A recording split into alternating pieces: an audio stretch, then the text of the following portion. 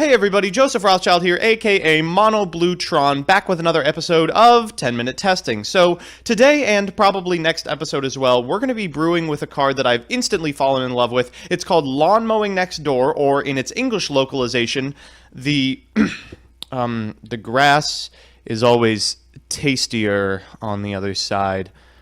A really great job with that one, Konami, and good luck fitting it in the text box at the top of the card. This is a card that you look at and your eyebrows probably raise a little bit just because it is frightening how broken this seems. It says, if you have more cards in your deck than your opponent, mill from the top of your deck until you have the same number.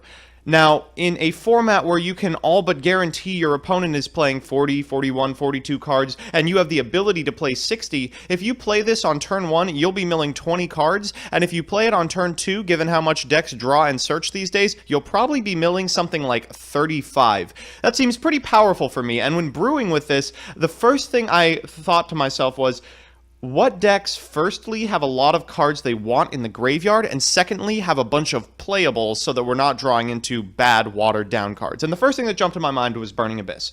So we're going to utilize Malacoda, the Burning Abyss ritual, which you never see played, along with things like pre-preparation of rites, and one of the djinns to ensure we'll have fodder for it, and see if we can't get this card to be broken right now. So let's jump into deck edit and see what we're working with. So after some deliberation, this is the list I settled on. You'll notice it's basically a meta mash of every single playable pure BA archetype for the last year and a half. I don't have a problem with that, just because we're hurting for playables, and finding 60 cards that work well together is actually pretty difficult. We're playing 4 Kaiju. This is about the smallest Kaiju engine you can support in a 60-card deck, along with our 1 copy of Interrupted Kaiju Slumber, which we're hoping to mill off of Lawn Mowing, 3 copies of Djinn Demolisher. God, if there was a second playable Djinn, but they're all terrible. They're really, really bad. Demolisher is a fiend. You can get him off Tour Guide. You can get him off Fiendish Rhino, but he's really the only good one. 3 copies of Fiendish Rhino Warrior. Self-explanatory. Pretty good when you can almost guarantee you'll hit one off of a Lawn Mowing. 3 copies of Terror Top, 1 Takaton Borg. Now, I know what you're saying. Joseph, you have 60 cards in here. Play a second Takaton Borg. I refuse. I believe I will draw into Terror Top, even in a 60-card deck. But as a little bit of extra insurance, we are playing a copy of Speedroid Triad Dice, and in a pinch, if we mill our Takaton Borg, we can just use our normal summon for this guy. 2 copies of Maxi. I don't need to tell you how good this is. Similarly, I don't need to tell you how good Tour Guide is, or Graph, or Seer. We have 3 Barbar. I'm playing 3 instead of the 1 or 2 you usually see in these lists, because we need about the same percentage of Burning Abyss guys to consistently go into Dante and Beatrice, but additionally, Barbar's a lot better when we have more copies of Burning Abyss dudes. 2 copies of Kagna, not a card that you see a lot, but we are playing good and evil, so maybe it's okay. 2 copies of Cowcab, 2 Libix, 2 Alex, 1 Drogig. Terrible, awful card, but God, he is an extra name. 3 copies of Farfa, 3 Skarms, and a Rubik. Then we have, for our ritual, 3 Malacoda. If you don't know what this card does, I don't blame you. He can send a Burning Abyss from your hand to the graveyard at spell speed 2, and then target an opponent's monster, and that monster loses attack equal to the attack of the Burning Abyss monster you sent from your hand to the graveyard. So he's sort of like Honest, but as Purple Dante shows you, sending BA guys from your hand to the graveyard to get their effects at spell speed 2 is actually pretty busted, even if the effect you're getting isn't implicitly busted in itself. Additionally, when this card dies, you get to destroy a card on the field, which is alright. 3 copies of Lawn Mowing Next Door, the hallmark of the deck. Pretty exciting card. Really hope that we draw it in our openers. 3 copies of pre-preparations of rights. Same. I want to fire these off before Lawn Mowing, probably, because I don't trust myself to not mill all 3 copies of Malacoda, or all 3 copies of our next card, which is Good and Evil in the Burning Abyss. The ritual spell for Malacoda. In a Dream World, we get to banish 2 Djinn in order to make a Malacoda, but sending a BA from the hand to the graveyard isn't the worst thing anyway, and you get to add cards to your hand the turn after you use this. 2 copies of Twin Twister, 1 copy of Upstart, 3 copies of Anti-Spell Fragrance. It turns out after we Lawn Mowing and pre-prep, we actually don't have a lot to do with spells, so I'm going to go ahead and throw these in here as well. You've seen them in Pure. Let's hope they're good here. And finally, 1 copy of Solemn Warning. In the extra, we just got basically standard Burning Abyss stuff going on here. 1 Purple Dante, 1 White Dante, and I'm not racist. 1 copy of Beatrice, 3 copies of Normal Dante, 1 Corbage that goes along with our Giga Brilliant. We also have a Downard. We also have a Nightmare Shark, Gram Pulse, Acid Golem, Leviair, Break Sword, and Utopic Future. So that's what we're stuck with. Let's jump into the games and see what happens. So for our first game, we're playing against Speedroid Pure, a really fun deck with lots of interesting counterplay. You can see we've opened Lawnmowing Next Door, which is about the best that we could have ever hoped for. We also get to go first, so let's fire this sucker off right now. So I'll let it finish. We get 20 cards off this, including a Skarm, a Libic, a Barbar, a Fiendish Rhino, a Cowcab, which does nothing because we're on the play, and a Cagna, a Graph, and another Barbar. So we get to activate a whole shitload of effects right now, which we're going to do, including, my god, I can't even follow this chain. So this is the Libic, special summoning the Drogig. This is the Fiendish Rhino, sending a Seer. This is the Cagna, sending a Good and Evil. This is the Graph, getting another Cagna. This is the Barbar, doing 900. Okay, we're all caught up. Next is Seer, which we're going to use to get back our Graph, so then we can go into Dante, go into a second Dante, and then go into a Beatrice. So that was actually a pretty exciting copy of Lawnmowing Next Door, and most importantly, it didn't mill our tour guide. So I see this Terror Top, and I think, oh god, is this the mirror? That's the only scenario I can imagine you Terror Topping. I won't banish it now like you occasionally do. I'll wait for him to summon his second one, because if it's Burning Abyss and they summon the Takatomborg, you can use Beatrice to banish one of the two cards, and then their turn kind of ends, because BA guys destroy themselves if there's an on-BA on the field. But he gets Speedroid Red-Eyed Dice, and I go, oh, god damn it, it's going to be this. He's going to swap this Terror Top to 6, and I think, okay, well, now's as good a time as any to banish something. Go ahead and banish this Triad Dice so he doesn't have a tuner, and he decides that that's probably good enough to be the end of his turn, realizes I can kill him on the crackback, and concedes.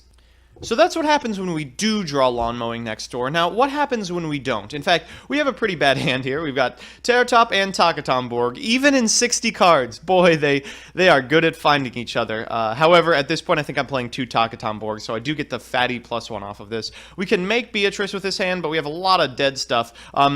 Sending Skarm to get Malacoda is also alright during our opponent's end step, but that assumes he doesn't do anything worth farfang.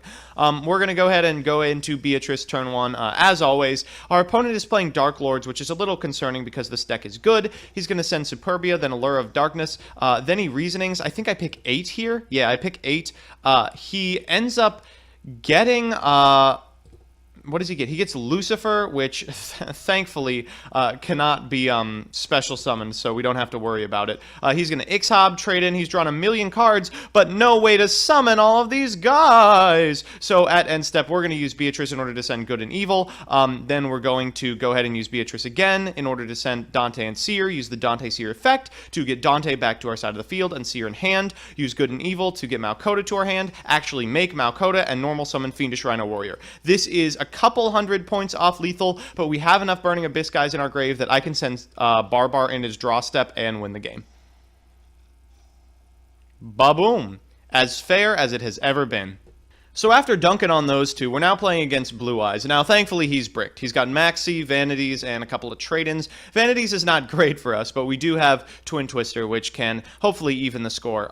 This is about the worst hand Blue Eyes can produce, so I'm feeling pretty good about that. And this is about the best hand we can produce. We have Lawnmowing Next Door, we have Pre-Preparation of Rites, we have a guy, and it's a good one, and we have Twin Twister that can send this Djinn to the grave. So I'm feeling pretty hot. I'm going to start things off with a little Pre-Preparation of Rites. Then I'm going to use Lawnmowing Next Door, mill a good 16 cards. The chain here is Seer, Rhino, and that's it. So he's going to go ahead and Vanities. I'm like, well, I guess I can Twin Twist the Vanities and the set card to get one of these BAs to my side of the field. I'm going to send this Djinn because I'm about to use him anyway, and he uses Maxi. Now, let me be clear. In any normal world, I am acutely aware of the fact that he's going to have one Master and one card on his side of the field if I don't do anything. He'll have one card in his hand off of the Maxi that I'm about to special summon a guy off of. But for all intents and purposes, I should just end my turn here. However, because we're on camera, I'm like, nah. It's time to take the challenge. Let's do it. So we're going to special summon like a monkey for the rest of the turn. Go ahead and Cowcab that back to his hand. Make Malacoda. That's another card. Make Graph. That's another card. Dante. Another card. And then we're going to get in for a fair amount of damage, but not enough to really justify letting him draw 9 cards. We're going to add this Barbar to our hand just because we've accidentally milled our tour guide and we already have our Seer. He's got Trade-In. He's got Dragon Shrine. He's got White Stone of Legend. He's got Melody. Oh, God. He's got everything. everything. So he's going to make alternative, and then he's going to make Blue Eyes and get alternative back with one of the Gospel of Revivals. I'm a little concerned. He destroys Dante, which is actually not a big deal because we just immediately get a Scarm. Then he makes Hyretic Sun Dragon. At this point, I'm like really holding Malacoda. I'm like, I want him to attack so I can make sure that his Hyretic Sun Dragon loses attack and just gets shrunk. But he Hyretics actually both of these cards, which is fine for me because then I get to destroy Hyretic with Malacoda and I get the Scarm effect. He's got Silver's Cry. He's got another copy of Gospel of Revival. I'm like, okay, sure. However, this does not represent lethal. And he knows we have a Seer in hand. If we have one other Burning Abyss guy, we can easily kill him with shenanigans like Nightmare Shark, with shenanigans like, basically anything. So he realizes the game is lost and decides to concede here. So we're back with a deck. I tried so hard not to start this by saying 60-card PK Fire playing Lawnmowing Next Door is probably better than this deck, but 60-card PK Fire playing Lawnmowing Next Door is probably better than this deck. Malacoda is not enough reason to justify playing Pure, and as cool as it is to like have the Kaiju engine, you can probably still slot that into Phantom Knight, Burning Abyss. I mean, you've got 60 cards to work with, for God's sake. Cards like Pre-Preparation of Rites are good, but occasionally screw up with our Lawnmowing Next Doors. Good and Evil in the Burning Abyss has been cut from BA lists for good reason. It's not very good at all. Even if you're using it to Ritual Summon Malacoda, it clogs up your hands, and at the end of the day, the payoff on Malacoda is just effectively a purple Dante, which you're getting anyway if you're playing Beatrice. So at the end of the day, I thought the strategy was really cool. It was awesome to build like 8-link chains with Lawnmowing Next Door, but probably not more potent or consistent than normal Burning Abyss, definitely not more powerful than PK Fire, and probably not dropping a bunch of money on a card that will pretty obviously be bumped to secret. So that's that. I hope you enjoyed episode 1 of the Lawnmower Chronicles. I hope you enjoyed any justification I could give you that making Beatrice isn't just the best line in Burning Abyss no matter what ever.